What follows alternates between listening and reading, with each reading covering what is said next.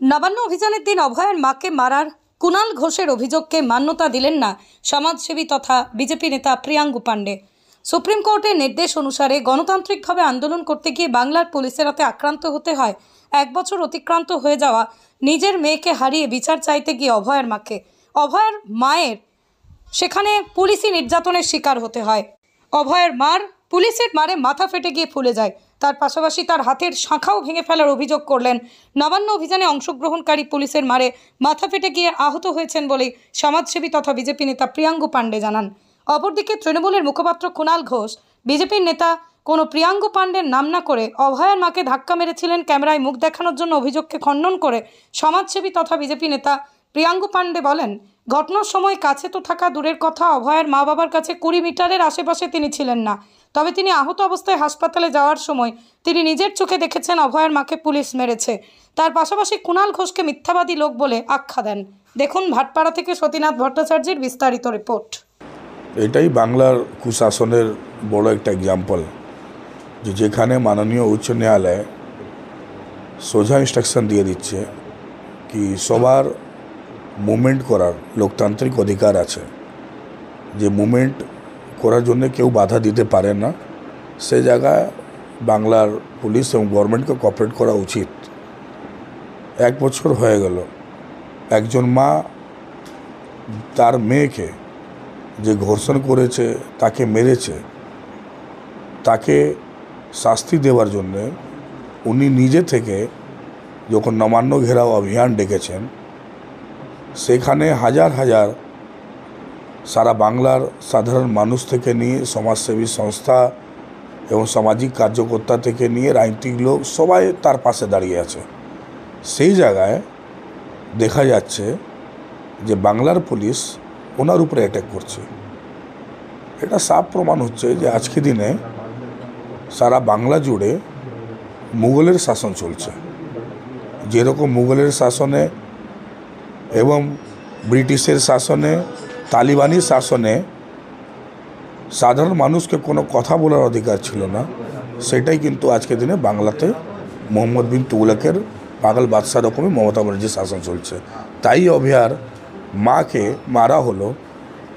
আমাদের সনাতন ধর্মের প্রত্যেক যে মহিলারা তার সবথেকে বড় শৃঙ্গার হয়, যদি তার পতি জীবিত আছে, তার স্বামী জীবিত আছে, সেটা হয় তার সিঁদুর আর শাখা পোলা। সেই শাখা পোলাকে ভেঙে দেওয়া হলো মেরে। এর থেকে নির্লজ্জ আর কি কাজ হতে পারে? আর যেটা আমাদেরকে মেরেছে, সে পুলিশের তো একটা রোষ আছেই। পশ্চিমবঙ্গ সরকারে যে তৃণমূল মমতা ব্যানার্জির রোষ আমাদের উপরে আছে, যে এরাই সব থেকে বেশি মুভমেন্ট করে, তো টার্গেট করে পুলিশ মেরেছে। মারুক, মারলে কিন্তু ভয় খাবো না। এটা যেটা ভাবছে এরা যে মেরে আমাদেরকে বাড়িতে বসিয়ে দেবে, আমরা ভয় খেয়ে বাড়িতে বসে যাব আর মুভমেন্ট করব না, এদের প্রতিবাদ করব না, এদের ভুল কথাকে ভুল বলবো না, সেটা যদি তারা ভাবছে তাহলে ভুল করছে। জীবনের নিজে শেষ রক্ত অবধি এই সরকারের কুশাসন এবং যেখানে এরা ভুল করবে তার প্রতিবাদ করার জন্য রাস্তা নামবই, কোনোদিন সরব না। কলকাতা পুলিশ বলছে অভয়ের মাকে কিন্তু মারা হয়নি, কিন্তু অভয়ের মা এবং বাবা আমার নিজের চোখের সামনে মেরেছে। আমাকে যখন মেরেছে লাঠি, আমি রক্ত অবস্থায় আমি নিজের চোখ থেকে দেখেছি। অন্য লোকের কথা আমি শুনতে যাচ্ছি না। বলছি যে আপনি তাকে ধাক্কা দিয়েছেন, আপনি ক্যামেরায় মুখ দেখাবার জন্য। কালকে আমি অভয়ার মায়ের পাশে ছিলামই না। যদি কেউ একটা ফুটেজ কেউ যদি 20 মিটারেও 20 মিটার, আমি বলছি 2 মিটার 1 মিটার না, 20 মিটারও যদি আশেপাশে আমাকে যদি কেউ দেখিয়ে দেয়, আমি রাজনীতি সামাজিক সব কাজ থেকে নিজেকে দূর করে নেবো, ডিস্টেন্স করে নেবো, আর রাজনীতি করবো না, সন্ন্যাস নিয়ে নেবো। আমি অভয়ার মায়ের 20 মিটার অবধি ছিলাম না, কিন্তু যখন আমাকে মেরেছে পুলিশ, তখন আমি নিজের চোখ থেকে দেখেছি রিটার্ন হওয়ার সময় যে এবার হসপিটাল যেতে হবে, তখন আমার সামনে পুলিশরা লাঠি মেরেছে হবে আমাকে। নিজের চোখ থেকে দেখেছি, অন্য লোক থেকে না। রাজনীতি করতে নেমেছেন কুণাল ঘোষ বলবে মিথ্যাবাদী লোক, মিথ্যাবাদী সরকার, মিথ্যাবাদী মুখ্যমন্ত্রীর শিষ্য। সারাদিন এরা নিজের মধ্যে কম্পিটিশন করে কে মিথ্যাশ্রী পুরস্কার নেবে, তাদের কথায় কী আপনি শুনবেন? এত নির্লজ্জ হওয়া উচিত না। যেভাবে এরা করছে নিশ্চয়ই আমার মনে হচ্ছে যে এদের শেষ সময় চলে এসেছে।